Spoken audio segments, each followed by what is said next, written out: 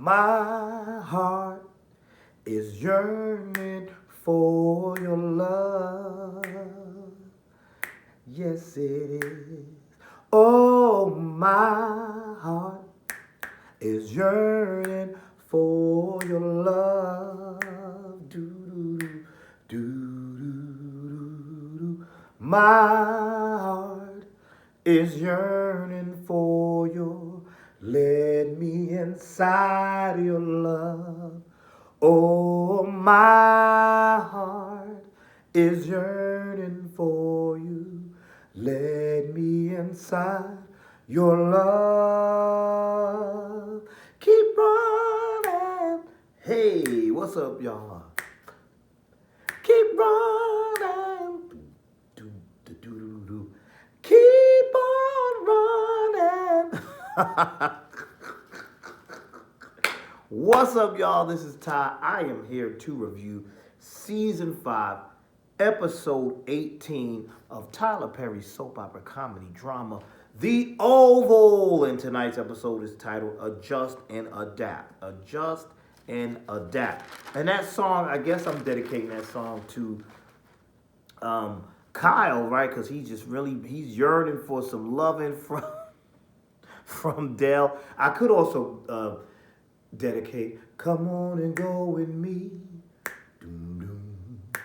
Come on over to my place. Will you do that for me? I could come on and go with me because he's really desperate tonight. He wants Dell to come over to his place. But anyway, let me stop playing around. Before I get into this review, I gotta give a shout out to my lovely subscribers. You all inspire me. You keep me going. Because there's days when I be like, you know what? I'm going to stop doing this YouTube thing. But then y'all keep the channel going and growing. I had five subscribers at one point, and it just seemed like it wasn't getting anywhere. Now I got a whole family of y'all. It's like 1,000 plus of y'all. So we're going to make it 2,000, 3,000, 4,000. I appreciate y'all. Keep the channel going and growing.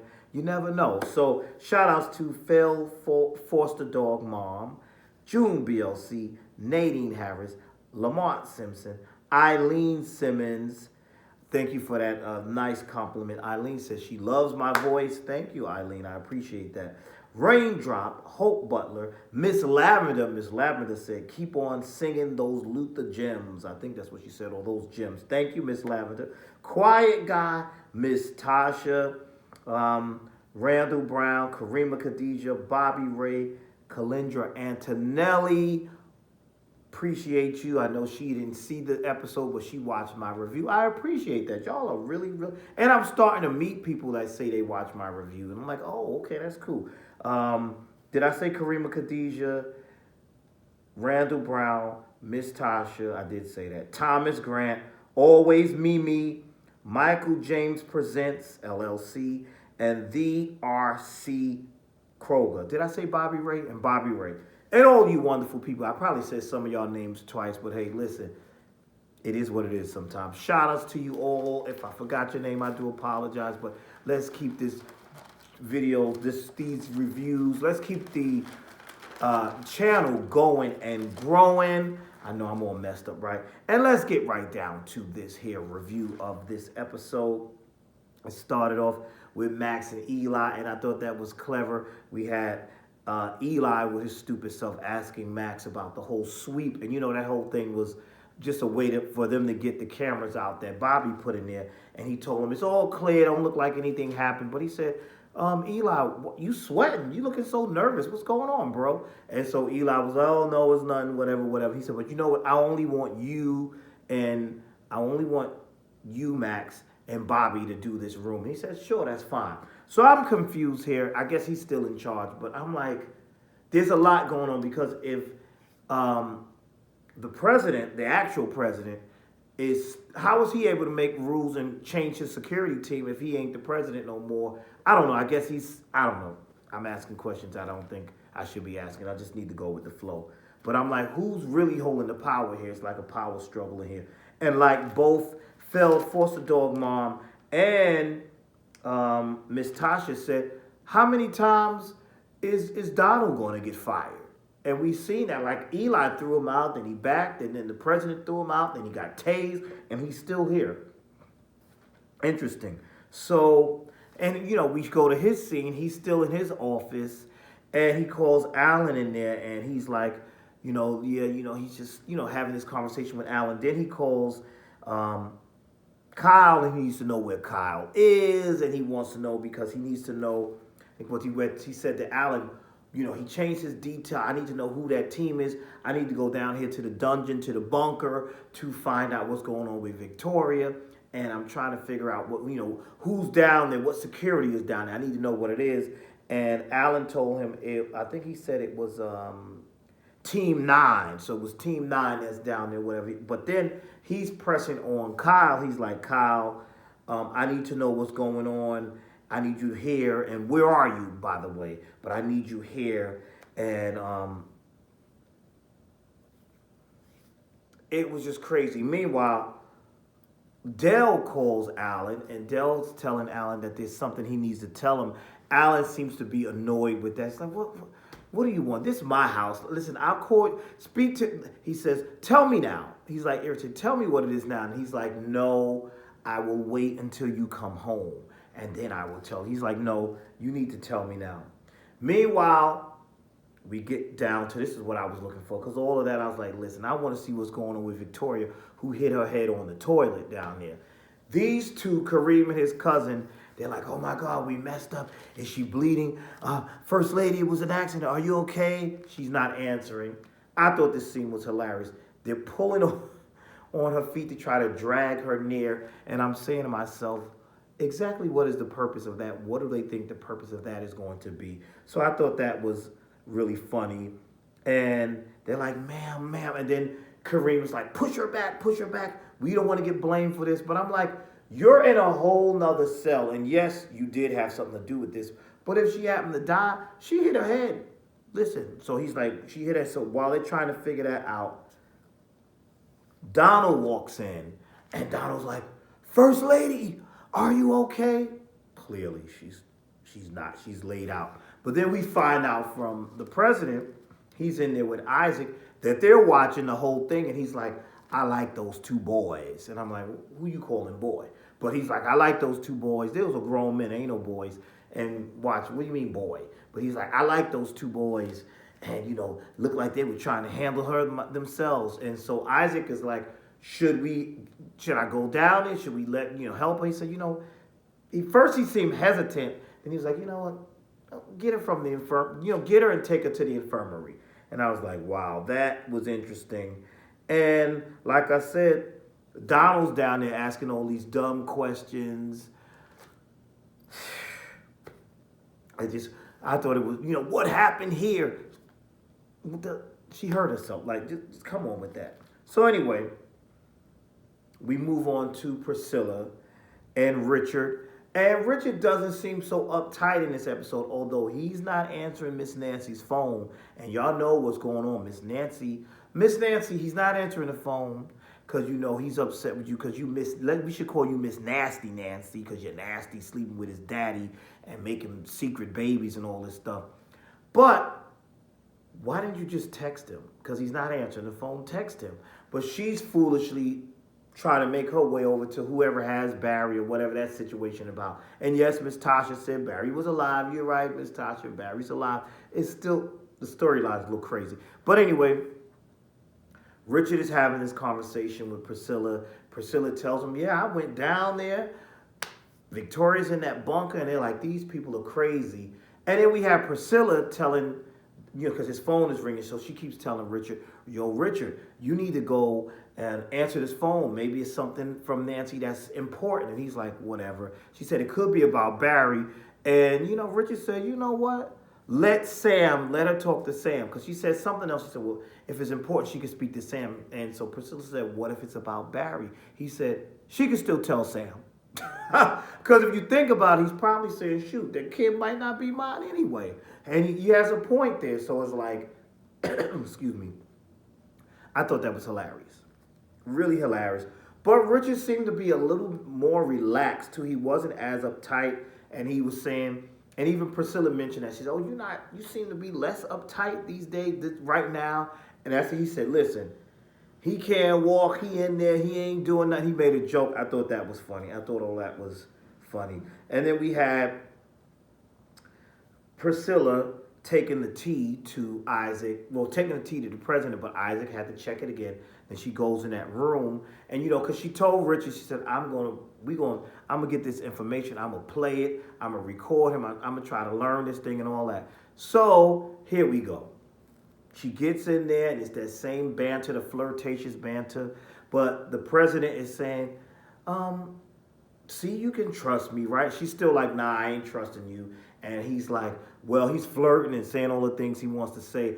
But he does tell her, to her surprise, "I will let you record." And she said, "Wait a minute. I have your word that you will let me record? You trust me like that?" And he was trying to flirt and saying she's the only one he trusts, and she wasn't falling for that. She was like, BS. But he was like, it looks like things are going well between them, because he says that he trusts her and he's going to allow her to record. So I thought all that was good.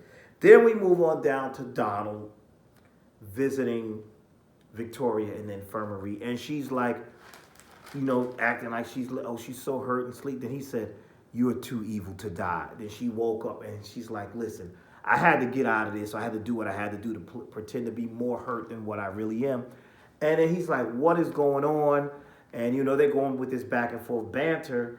And he's like, "You tried to kill the president." She's like, "No, ho, we tried to kill the president." Then she tells him about this medication. Apparently, she's been poisoning. She has been poisoning the president to make his legs weak so he can't, walk. She said it was some type of spinal medication. But now she's telling Donald, "You got to get to that pantry to get that medication. And the pantry's in my bathroom," or something like that. Something foolishness. She said that's where the medication is. And he's noticing too. He says, "So why did you put that other idiot in charge?" Talking about Eli. And she's like, "Well, I needed to do that." And she's like, "You just got to get this stuff done." And he's like, "Oh, so you playing all sides." So yes, Donald, she is playing all sides. But the question is, what are you going to do? Are you going to stick with her, or are you going to ride with the president? And who are you? I'm all confused. There's so many twists and turns, so much. I don't know who's riding with who. I don't know. But I know you can't trust Victoria, basically. But she told him, "You just need to get it done." And that's that. Get this done. And it was funny. She said, "Now let me go." She told him, "Get your little friend, Kyle. Get your little friend. What's his Kyle? Let him do." Let her, because she does her little slurs. Call that girl and have her help you. Then she said, "I need to get my beauty rest." He said, "Good luck on that." So I thought that was funny. He said, "Good luck on that. Good luck on getting that beauty rest." Then we go to Sam speaking to a beautiful woman who basically is a reporter, and she's the only one he can trust. And he told her, he said, "Listen, sweetheart, I have a story that I want to break to you, but I'm going to have to put you in I was about to say handcuffs. Where's my mind at tonight, right? Hey, tomorrow is Valentine's Day, right? By the time you see this, it'll be Valentine's Day anyway. But I don't know. He didn't say handcuffs. He said blindfolds. I was about to say handcuffs, but he said, "I'm going to put you in a blindfold and take you to wherever I got to take you. You can't bring your cameraman." So he's basically talking about Crazy Jason, because he wants her to break that story. And that's going to be a career-defining moment for her if that happens. But as that's happening, he gets that call from Miss Nancy, and Miss Nancy's telling him, "Lord have mercy, they got Barry and this, that, and the third." And he said, "Wait for me." First he told her, "Go home." She's like, "No, I'm coming. Stupid. You let the people, the professionals handle this. I understand it's your son, Miss Nancy, but that's dumb." But she decided she's going to go on down, and she's moseying on down there. Anyway, then we go to Bobby and Simone, because we got one talking about he got a blindfold, and then we have this one where Bobby told Simone she has to get in the trunk. And that scene was hilarious to me as well, when they met with the FBI agents, who I'm learning is from the other show, Ruthless, which I don't watch. And the way he said, "Oh, let me get her out of this." The way he was speaking to her in the trunk was making me laugh too. The whole muffled sound and all that. Then the way he pulled her, they opened it to show her get. Y'all could have did better than that because damn well she wasn't in that trunk. And the way y'all did that, the way they did that scene, it was like the trunk door open and you see her like, she wasn't in that trunk. Like y'all could have made that look a little bit more convincing. But anyway, they're having that conversation. She's saying this is my team. They said yes. Right now, no eyes are on us. Bobby is a little skeptical, but they're like, right now, all eyes are not really on us because we are investigating the Ragadushi cult, and they think all our resources are in that. But no, our resources are in pulling this in, and we need your help to tie in some loose ends. And with that being said, they also said, now, Simone, my dear Simone, there is a problem because when Eli goes down, because we're learning, because Bobby said, you got to also mention that your boy is down with this too. And so if he go down, you're going to go down. And she said, but I had nothing to do with it. That's what they said. You got to go in and pretend that you got to still stick with him and pretend that you're on his side. She said, you want me to still, after knowing what I know, I got to do this? And the agent told her, listen, I've seen your blood run cold as ice when you want to get something done. So get it done, ho. She didn't say ho, but that's what she said, get it done. So that's what she's going to have to do. Then we have Kyle calling up Alan's pimp. And apparently, Alan was one of the top hoes, okay? That's what they said. He was one of the top hoes, and this pimp was threatening Kyle, and he three-way. This was crazy. Talk about forcing somebody to be with you. So he three-way. He said, I know where Dale is. And the guy threatened. He said, listen, you don't tell me who you are, I'm going to kill both of you. And he said, why do you want him so bad? He said, listen, that was my top hoe. He made the best sell. So Dale was good at what he was doing. So they done added to this storyline, my goodness, that he's this street hoe. And, he's a prostitute. I thought he was left the town because things weren't going well and his parents hated him because he was gay. But now they added this new layer that he was on the stroll down there. He was down there on the stroll. So Dale hangs up when he hears all this, that was one of my top hoes, my baddest bitches, or whatever he was saying. And I don't like when bitches run away from me. We need to see this pimp. The pimp, they need to do an episode where we see this pimp, because I was like, okay, this is entertaining. So then Kyle is pretty much telling Dale, listen, you need to come. This guy's dangerous. You need to come over here tonight. Let me rub you down. Let me get you some baby oil. Let me treat you right. All this foolishness. Come on over to my place, because I'm yearning for your love. He just wants to get him over there and, do whatever. And then while he's saying that, Donald walks in, and Donald's like, what are you doing? And then he kind of gets off the phone. I thought that was interesting. Then we get down to, Lord have mercy, Miss Nancy, going into what's clearly the hood. And it cracks me up whenever they do the hood, the exaggerated graffiti, the whatever. But she's down in the hood, and the guy comes over to her, are you Nancy? And she has this, yes, I am. And he said, well, he's in there. She said, bring him out here. Why did you get out of the car? Why didn't you wait for Sam? Why the hell you get out the car? So the guy's like, you got the money? And he snatched the purse from her, whatever. She said, I got this money. He said, this is it? That's it? Then he yells at her, calls her out of her name, and he didn't hurt her. Then he goes inside. And then Miss Nancy goes inside. Barry, Lord have mercy. And then when she goes, first of all, I ain't going in no decrepit looking building. Call the police or something. She goes in, and I'm assuming she must see Barry all bloody and beat up. So now we got to figure out who are these people? Who are these people that did this to him? So she goes in and she sees Barry. I'm assuming she's seeing Barry all beat up, and that's where the episode ended. So interesting episode. I kind of enjoyed it, but I wanted a little bit. You know me, I like the action and the overtopness of the show. So when you're going to do that, since the show is overtop, do it. So, but I thought it was a decent episode. Tell me your thoughts. Thank you. I want to say thank you all again for the support. I do appreciate it. And I appreciate your comments. You make a brother feel so good. Tell me your thoughts. like, comment, and subscribe. Watch my other videos. I am also in a play. Hey, I'm in two plays. Two. That's why I look so tired, y'all, because I've been doing these rehearsals and stuff. I'm in a play this coming Saturday. It's sold out. It's a one-day only play. Sold out. It's at a church. It's a gospel play called The Brothers Speak. That's sold out. I'm doing a lot of singing and acting in that. And then at the end of the month, February 28th and 29th, at the Aloft Hotel in New York City, I will be reprising my role as one of the Pips in the Gladys Knight music review. I'll be singing and dancing in that one too. So check my shorts. I put up the ad there. If you're in the New York City area and you want to get tickets, you could check the shorts for that information, or check that out and come to the show. Maybe we can meet in person. I know that the tickets are going well for that one too. So I'm blessed to be in that. So I just wanted to throw that little shameless plug that I'm out here. That's why I know y'all looking like, Ty, you look so tired, because I am. But I had to do my people right. I had to put this review up. So that's all I have for now. Thank you for watching. Like, comment, subscribe.